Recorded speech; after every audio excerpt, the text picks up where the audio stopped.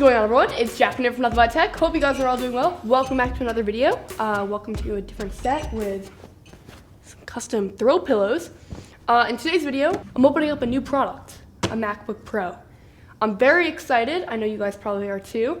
I have the 2016 15-inch MacBook Pro. This is a 2018 model. There aren't any major exterior changes, like basically none, but there are a lot of interior changes, a lot of spec upgrades, different display. So I'm really excited. I'm going to show you guys what you get in the box. First look.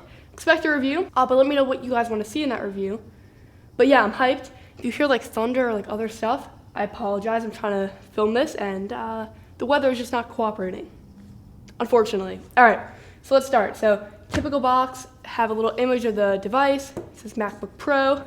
We've got our unboxing knife. Open this up.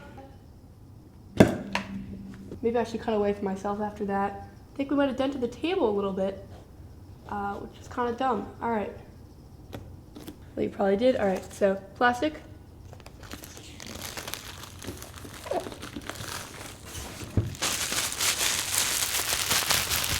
The best sound. Put that over there, flip this around, take off this piece. You know, unboxing a new product like never gets old. I've done a bunch of unboxings on this channel, on Instagram, just never gets old. Let's see, does it have a smell? Kind of a smell. There's a candle called New Mac, and it basically tries to replicate the brand new MacBook smell.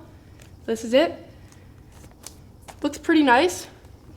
In terms of specifications, this is a 13-inch model in the base configuration. So what I'm trying to do is figure out at the entry-level point with the touch bar, because the non-touch bar model wasn't updated, can you get a good device? This has a quad-core processor, which is the first time the 13-inch has that. It's 256 gigabytes of storage. This one has a decent amount of RAM, but again, this is the lowest model, so you obviously can spec it up and get a really good machine. What I do want to test in the future is, can a 13-inch quad-core at the most spec'd out version act as a new editing machine? Like, can you not get the 15-inch and just go with the 13-inch for portability? We'll see. You get your standard literature. You also get the mini MacBook charger, which, let's open that. So with a 13-inch, it's always kind of small. Best, put that over there. I'm making a mess here in the new spot. This is the USB Type-C cable. There are no more ports on the MacBook Pros. We would have liked to see an SD card slot. It's not gonna happen anytime soon. But here it is. It goes right into here, and this will power the computer like that. You guys don't care about that though. You want to see the computer. So let's take this box, put it out of frame, put this out of frame too, because honestly, not that big of a deal. Let's unwrap this.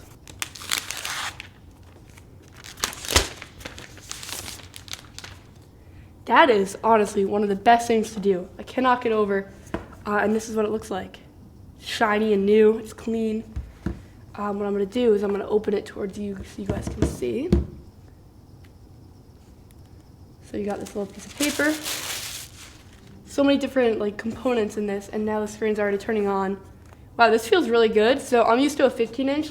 This is 13 inches, and this is kind of portable. So if you're a student and you also do editing, like myself, this might be the call. Like this, if it's powerful enough, this could be great actually, because it's really light and really portable. So as I set it up, I'll tell you guys things about it that you should know. So it now has a true tone display, which means that it will adapt to the environment, which kind of sucks for a video editor, because you don't really want the screen changing color grading to that and then having it be different, so you can turn it off. But for the regular user, it's much nicer in your eyes. All right, so as I'm setting up this computer and stuff, I've noticed that the keys are a lot quieter, and that's because if you remember in the 2016 models and up to this point, the keys were pretty loud and clicky, the new butterfly mechanism, but a lot of people are having issues with dust particles getting into the keyboard and causing issues.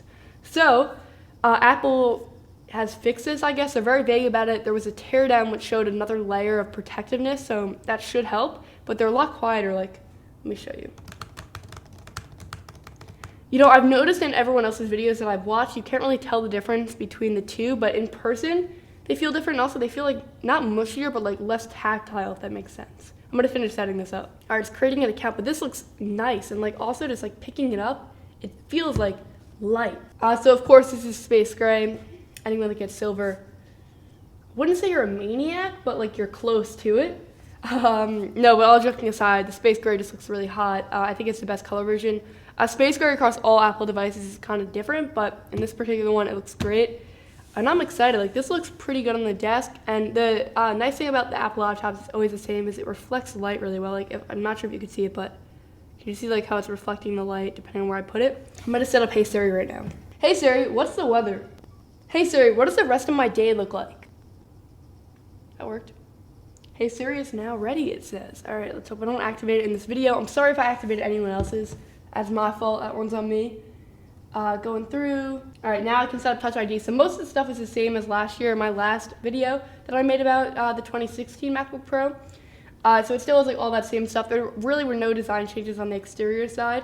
The main things that you're going to notice is a boost in performance. The 2018 model and 15-inch version is now 6 cores. You can go up to 4 terabytes of really fast storage. It's going to cost you an arm and a leg, like $3,200 just for that upgrade alone.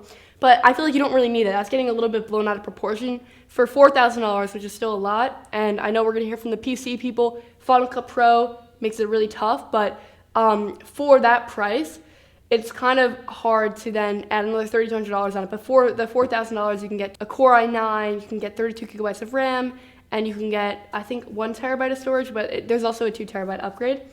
With the 13-inch, the main difference that you're going to see here is it's obviously going to be not as powerful as a 15-inch, but you're trading that for portability. On the screen, the True Tone display thing just popped up, so looking at it without the True Tone display in here right now, it's a lot more blue, and then with it, it just kind of fits the environment better, which is great, but it could be really bad if you're an editor of photos or an editor of videos. You're going to get really unrealistic colors, so make sure to turn that off, and remember to turn it off if you're keeping it on at some points but turning it off at others. I would say in all this took like 15 minutes to fully set up, so that's not bad. And now we're on. I'm done talking. So that was basically it for the unboxing. It's pretty simple, but in terms of the actual computer, it's really nice looking computer. It gets pretty small. It's definitely portable. It's around 3 pounds, so you could take it with you. It looks really nice as well. You still have the reflective logo. It's definitely a smaller device. In terms of the hinge, it's perfectly weighted. All the good things that I said about the 2016 MacBook Pro, about build and design and the screen and the keyboard and the trackpad, they all seem to be holding pretty true. So the main difference that you're going to see here is the specs. If the specs don't hold up, then this isn't the worthy buy for you. So if the specs do hold up, then this could be a really good option. You still have the same port situation, so you got 2 Thunderbolt 3 ports in the USB Type-C configuration on the left. On the right, you have a headphone jack, thankfully. And then you got 2 more Thunderbolt 3 ports in the USB Type-C configuration. The bottom is that uniform metal design, same with the side. The hinge is an all-metal hinge, which looks really clean. And it's just a really portable device. Like, I could hold this like this and it'd be totally fine. Apple makes some really, really nice looking computers, but performance has been a bit unreliable with the old versions. So I'm hoping that with this version, we get a better performance experience. But definitely let me know what you want to see on the MacBook Pro. Leave a like on this video if you enjoyed it. I know it was quick, but I'm excited about this one. And let me know if you picked one up and what you want to see in the full review, other videos, maybe a speed test. I don't know. What do you guys want to see? Come on. Also, if you're new and you're wondering what the space is here, it's brand new. I made a video about it. It's my new studio. It's where most of the videos are going to be made now. Check it out. Went up 5 days ago. I have a lot more content coming, so definitely smash the like button if you enjoy it. And be sure to subscribe. Subscribe right here. Watch my other content right here. Thank you guys. Bye.